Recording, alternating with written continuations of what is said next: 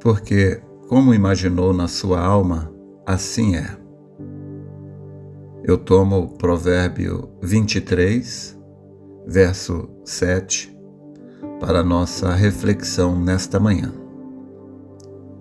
Porque, como imaginou na sua alma, assim é.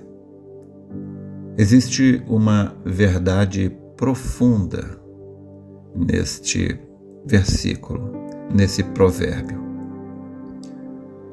E nós podemos tirar uma riquíssima lição aqui sobre a nossa atitude mental, a forma como nós encaramos a vida, a forma como nós vemos o mundo, a forma como nós vemos a Deus, a forma como nós vemos a nós mesmos, a forma como vemos a cura, a salvação e qualquer outra bênção divina.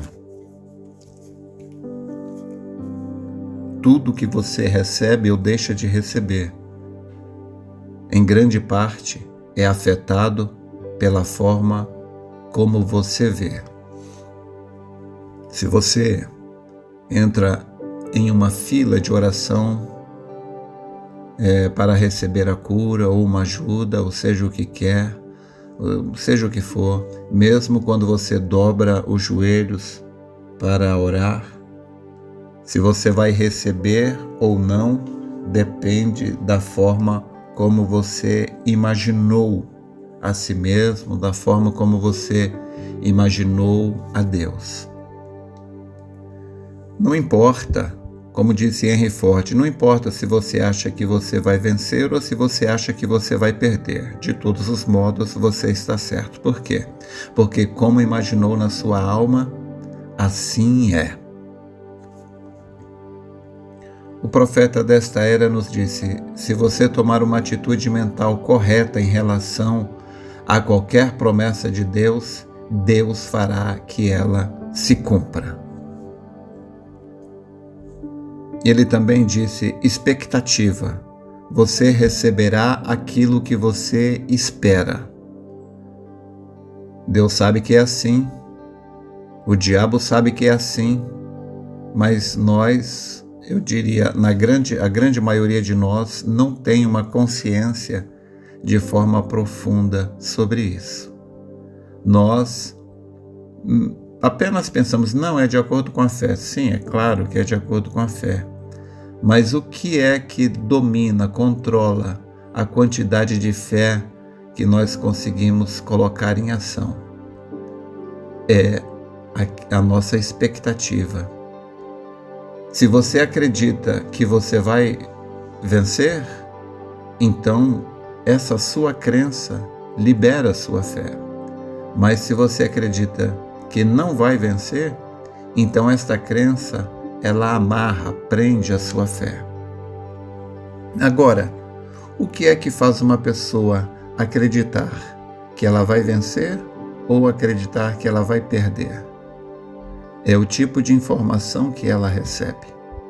Então, quando Israel chegou diante da terra prometida, Israel recebeu a informação dos 10 espias que os habitantes daquela cidade eram gigantes. E eles eram como que gafanhotos, insetos. Então, esse tipo de informação fez com que o povo acreditasse que eles não eram capazes de possuir a terra. Mas por que Josué e Caleb foram diferentes? Porque Josué e Caleb não estavam olhando para o tamanho dos gigantes ou para o tamanho deles mesmos. Eles estavam olhando para o tamanho de Deus. Eles estavam olhando para o quanto que Deus é capaz de guardar a sua palavra. Então, a forma como você olha, ou mesmo aquilo que você olha, como eu sempre digo, o que controla a nossa noção de realidade é aquilo no que olhamos, a interpretação que damos para aquilo que vemos e também o que decidimos fazer a respeito. Então, Israel olhou para o tamanho do gigante. Então, eles tiveram uma interpretação. acerca do que eles viram, que eles não eram capazes de vencer o inimigo. E então, o que eles decidiram fazer foi murmurar e desejar voltar qualquer coisa, menos lutar. Mas Josué e Caleb foram diferentes. Eles não olharam para o tamanho dos gigantes. Eles olharam que a terra prometida estava lá, tal qual Deus havia prometido. E eles sabiam que o Deus que abriu o mar e matou o exército de Faraó, o Deus que trouxe todas aquelas pragas no Egito, o Deus que fez brotar água da rocha, cair pão do céu, aquele Deus era mais do que capaz de fazer qualquer outra coisa. Aquele Deus, ele velava sobre a sua própria palavra. E se aquele Deus disse que a terra era deles e que eles podiam pegar, então Josué e Caleb sabiam que Deus cumpriria a sua palavra. Então, como eles imaginaram, assim foi. O grupo todo de Israel, que olhou para o tamanho dos gigantes, as dificuldades, e eles imaginaram que não entrariam, assim sucedeu.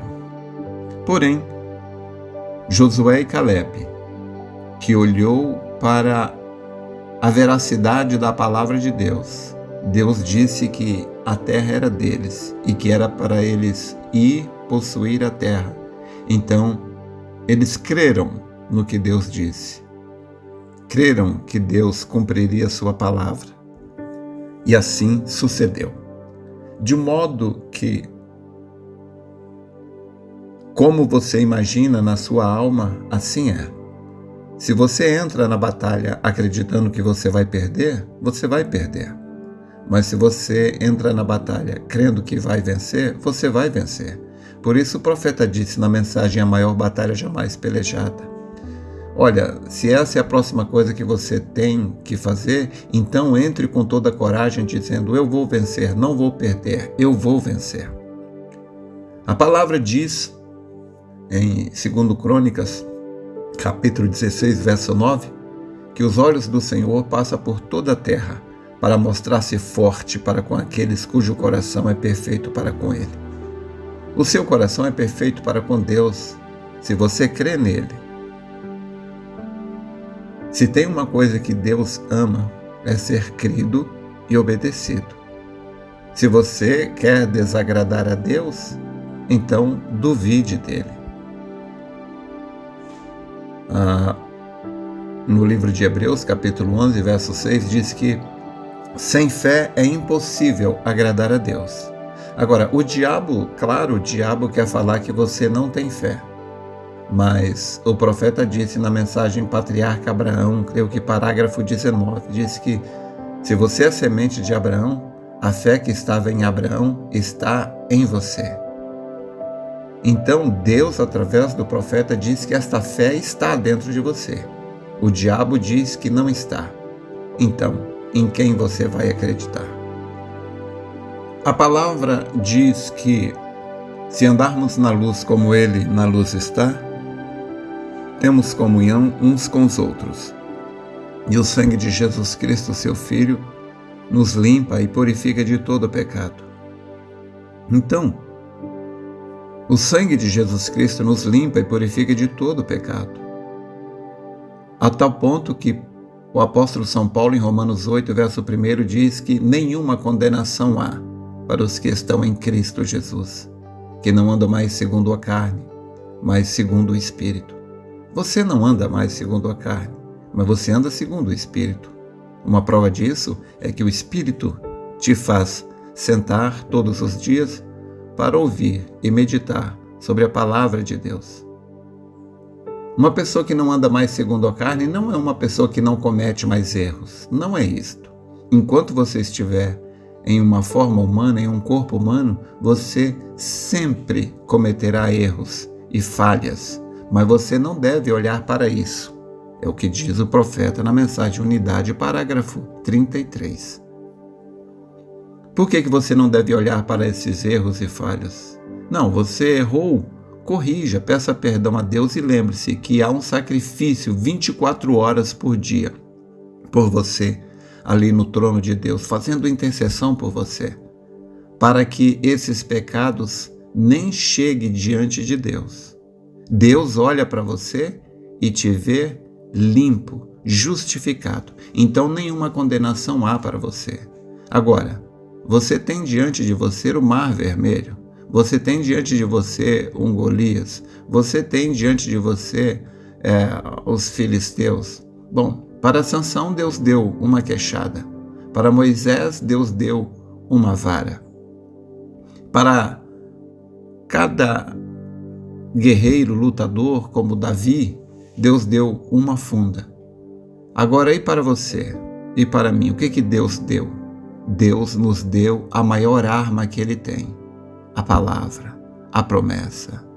Ele disse, quando orardes, crede que recebereis e tê-lo-eis. Ele disse, se disserdes esta montanha, mova-te, e não duvidar em seu coração, mas crê que se fará, você o terá. Essa é a maior arma. Você não precisa de nada maior do que isso. Tudo que você precisa é falar a palavra. Ou então, faça uma oração. A oração é a maior arma que o crente tem para usar. A nossa maior herança é a promessa, é a palavra. E a nossa maior arma é a oração. Então, não tenha medo. O medo é a pior coisa que o diabo pode colocar na pessoa. Mensagem, O Caminho de Deus feito para nós, parágrafo 9. O profeta diz, você poderia ter câncer, mas se você não tivesse medo, você não estaria tão ruim. Deus pode resolver isto. Então não tenha medo. Não existe razão para medo. Deus sabia que nós enfrentaríamos todas essas lutas. Deus sabia que você enfrentaria essa luta que você está enfrentando. Mas Ele deu tudo o que você precisa. Tudo que você precisa não está ali ou acolá, ou dentro do pastor mais santo, ou do irmão mais consagrado. Não, tudo que você necessita para vencer está dentro de você. É só você crer na arma que você tem. E entre com toda a coragem dizendo, eu vou vencer, não vou perder, eu vou vencer. E você vencerá. Creia no que Deus disse e você vencerá. Porque Deus não permite vir nenhuma luta acima da nossa capacidade. Isso está escrito em 1 Coríntios capítulo 10, verso 13. Não importa quão grande seja o obstáculo, maior é aquele que está dentro de nós do que aquilo que está no mundo. Você tem tudo o que você precisa. Creia nisto. É só disso que você precisa. Crer na arma que você tem. Espero ter te ajudado. Deus te abençoe.